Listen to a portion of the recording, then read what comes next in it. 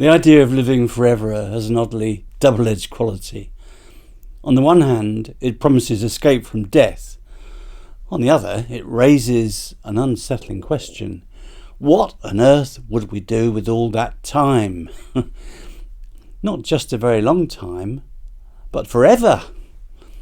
For many people, that prospect feels less like a gift and more like an endurance test. After all, children can grow bored on holiday within days. Might not existence itself eventually wear thin? We know from experience that pleasure alone has diminishing returns. Food, travel, even leisure pursuits, things that once delighted us, can become tiresome when repeated too often without variation. The thought of an immortal life devoted solely to consumption or comfort is not uplifting.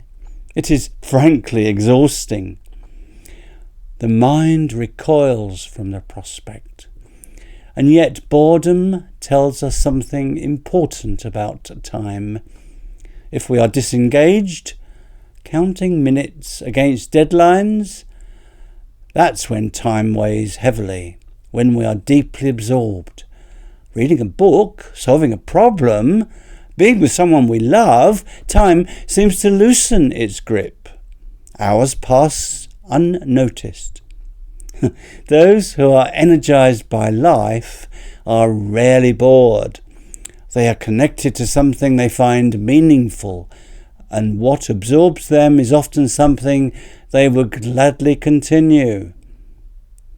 Many spiritual traditions draw a distinction.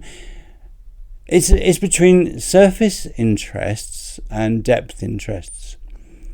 Well, novelty and excitement and pleasure can hold our attention, but only briefly. They do not sustain it.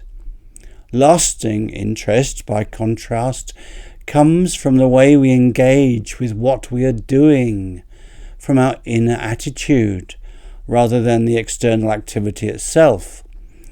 The question is not simply what we do, but how and why we do it.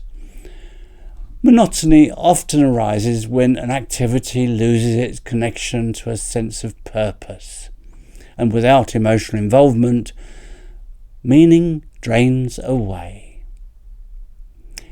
So meaning stretches the present moment. A person who feels they are drifting like a sailboat with no wind to move it along has no clear sense of what matters to them and is especially prone to boredom. But when something speaks to our values, time no longer drags. One way of renewing interest lies in the mindset we bring to familiar things. So mindful attention can create meaning. Buddhist psychology speaks of the beginner's mind, approaching the ordinary as if seeing it for the first time. And curiosity grows when we suspend assumptions and attend carefully to detail. Now, even boredom, if met with attentiveness rather than distraction, even boredom can open into insight, asking new questions of old routines, noticing our own responses as much as the task itself. All this can restore engagement.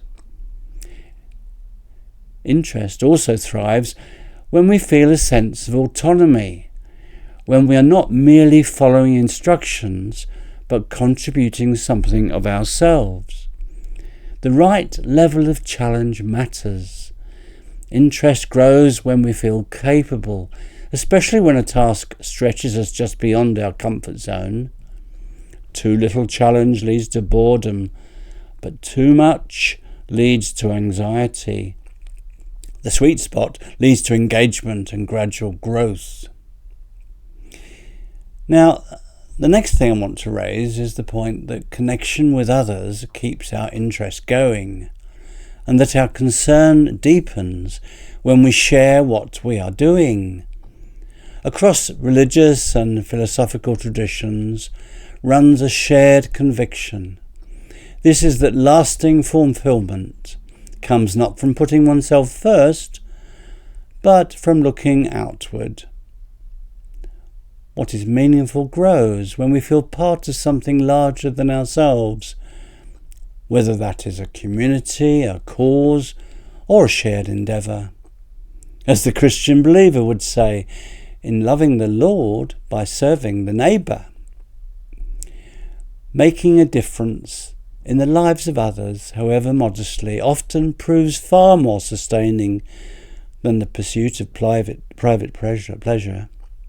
We can think of society rather like a living body in which different functions, different roles are equally necessary.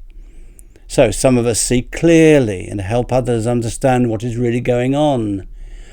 Some of us have an instinctive feel for what is right or wrong. Others listen carefully, test things out, connect people, nurture fragile beginnings, or bring new energy to flagging projects. So, interesting fulfillment lies not in ranking these roles, but in recognizing which one calls to each of us. Religious traditions have long understood that repetition and routine of spiritual practice is not meant to entertain us, but to train a depth of attention to the presence of something greater than ourselves. Periods of monotony or dullness are seen not as dead ends, but as thresholds. So, boredom then need not be a failure, because boredom can be seen as a signal, a moment of stillness that invites us to look again at our intentions. If feeling adrift and going nowhere, we may be tempted to panic or rush about, but sometimes the wiser response is to pause, to reframe what we are doing, to act thoughtfully rather than frantically. The mystic Emanuel Swedenborg, who wrote in the 18th century, said that everybody goes through bored states at time. We all do. But if we remain ready and willing to reconnect to what is good and true, then he says we are inspired to renew our purpose and joy. With patience, small acts of kindness, reflection or prayer, then new energy can begin to stir. In that sense, boredom may be less an enemy than a guide, prompting us to move from surface engagement to something deeper. And perhaps that, rather than endless novelty, is what would make even an immortal life worth living. In this video, I've been exploring ways we can get beyond the state of boredom. I've looked at the subject from the sense of our sense of time and how meaning stretches the present moment. I've mentioned the value of mindful attention and the mindset we could employ to create meaning. Also, the right kind of personal challenge for stimulating engagement. In addition, the importance of connection with others for keeping interest. And finally, how boredom can be seen as a spiritual signal for finding a better life. Thanks for listening to me. If you've been interested, why not give me a like and offer a comment? It does encourage YouTube to show this video to a wider audience. And if you're interested in my other videos about finding a better life, you can click the playlist link right now.